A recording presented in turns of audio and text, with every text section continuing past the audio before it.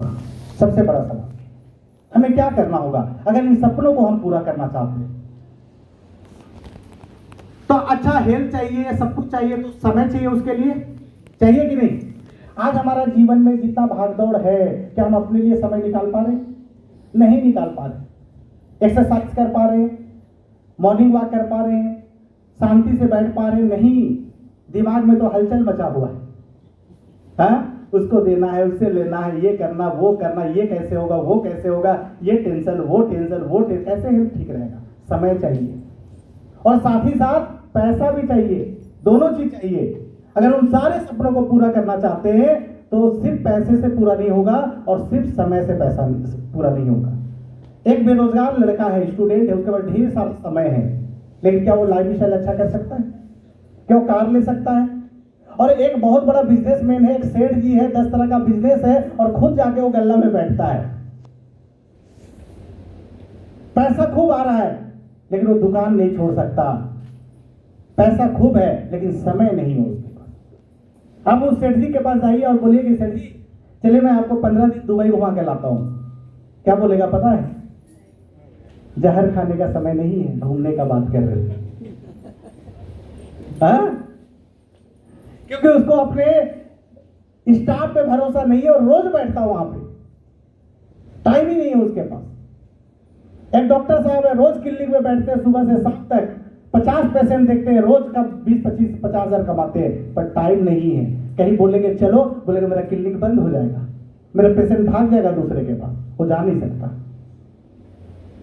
बहुत सारे ऐसे प्रोफेशन है, ऐसे काम है जहां पे पैसा ढेर सारा है पर समय नहीं है। अगर हमें जीवन में खुशहाल रहना है, सपनों को पूरा करना है, तो पैसे के साथ साथ समय भी चाहिए। सही बात है ना? हाँ।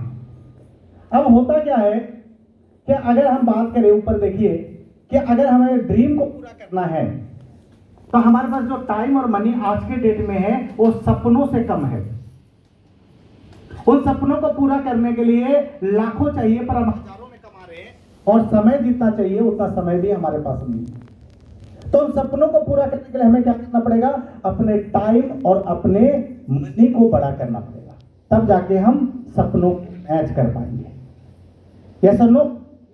तब जाके हम उसको मैच कर पाएंगे। तो वो कैसे पूरा होगा? दो ही तो काम है हमारे पास, नौकरी और बिजनेस। एक आम इंसान क्या करता है? या तो नौकरी करता है और नहीं तो व्यापार करता है। अब कुछ लोग बोलते हैं सर खेती भी तो करते हैं, वो भी व्यापार है। वो अनाज लगाते हैं, उपजाते हैं, मार्केट में बेचते हैं, पैसा कमाते हैं। क्या है वो? व्यापार है।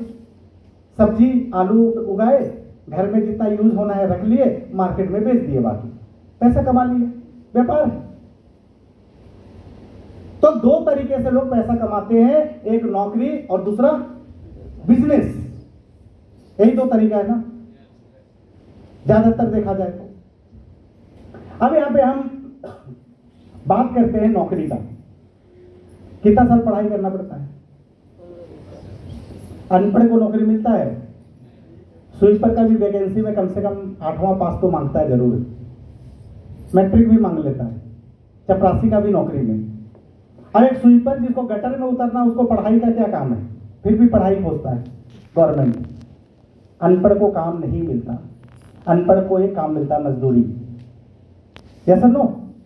तो एक नौकरी चाहिए तो पढ़ाई करना पड़ेगा। मैट्रिक कितना साल? 10 साल, इंटर ग्रेजुएशन 5 साल, 15 साल, और अगर कोई प्रोफेशनल डिग्री ले लिया तो 2-4 साल और, तो 15-20 साल तो पढ़ाई में निकलता उसका। निकलता है कि नहीं निकलता?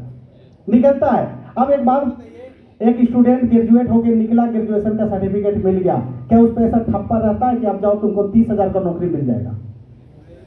है?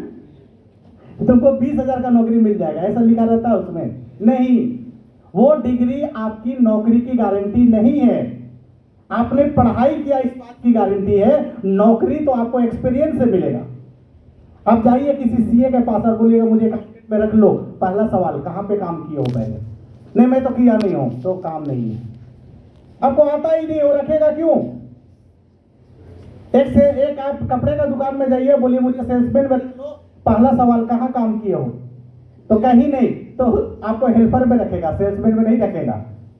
और सेल्समैन जो कपड़ा दिखाएगा, साड़ी दिखाएगा, ढेर सारा ढेर लगेगा, उसको पीछे फेंकेगा और आपको बोलेगा फोल्ड करो, इसको फोल्ड करने का काम है तुम्हारा। ऐसा ही होता है ना। तो पढ़ाई करने के बाद हमें एक्सपीरियंस भी लगता है, 3-4-5 साल का एक्सपीरियंस चाहिए, और ये सब करने के बाद कहीं जाकर इंसान 20-25 हजार रुपए की नौकरी पाता है। यही सच्चाई है कि नहीं है? यही सच्चाई है। कितना का नौकरी मिलता है? एक बैंक का कलर को कितना मिलता है?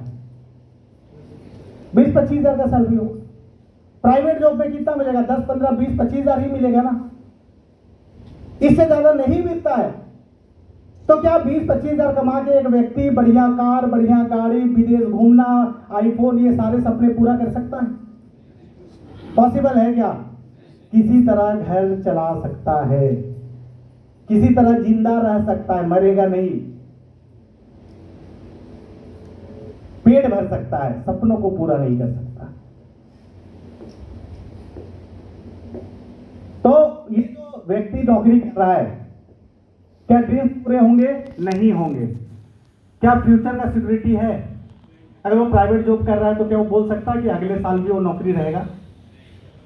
मैं एयरसेल कंपनी में नौकरी करता था, वो कंपनी ही बंद हो गई, पता है आपको। उसके बाद मैं वोडाफोन में जॉब करने लगा, तो वोडाफोन आइडिया के साथ मर्ज हो गया। अगर मैं आज भी नौकरी करता तो क्या हाल होता मेरा? कोई गारंटी और सिक्योरिटी नहीं है नौकरी में, और फाइनेंशियल फ्रीडम आपको नहीं मिल सकता, पैसे की आज़ादी नहीं मिल सकता, अपने पसंद का चीज नहीं खरीद सकते, बजट के हिसाब से ही आपको जिंदगी को जीना पड़ेगा। व्यापार, बिजनेस, अगर आप बिजनेस करते हैं तो क्या होगा?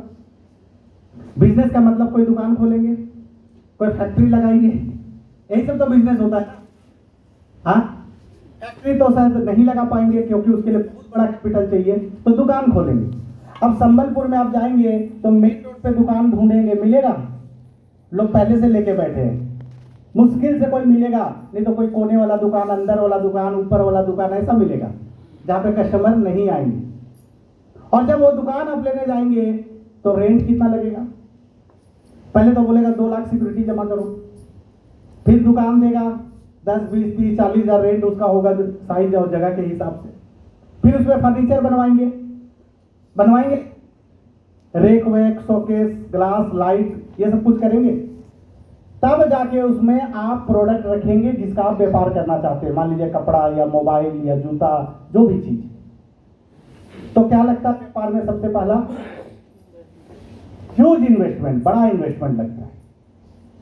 अब एक बात बताइए, एक लड़का को उसका माँ बाप पढ़ाया 15-20 साल तक, लाखों रुपए खर्च हो गए, नौकरी के लिए ट्राई मारा, कहा गया भगवान मिलता पर नौकरी नहीं मिलता, नहीं मिला उसको।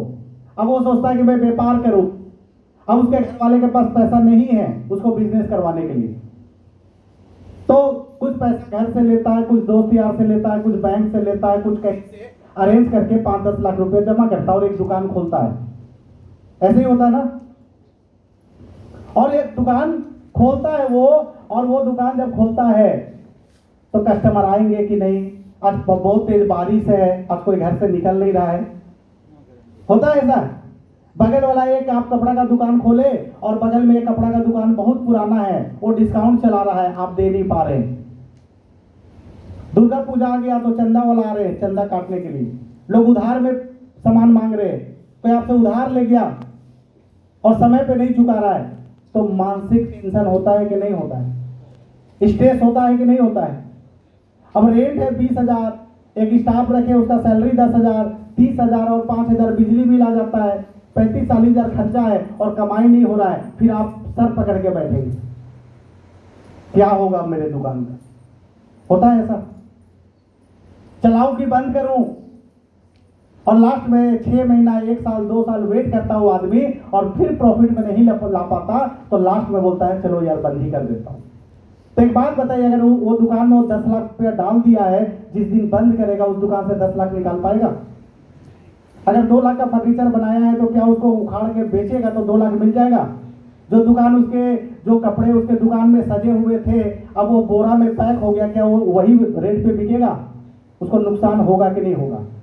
और नुकसान होगा तो तनाव होगा कि नहीं होगा? होगा, ये बिजनेस में होता है।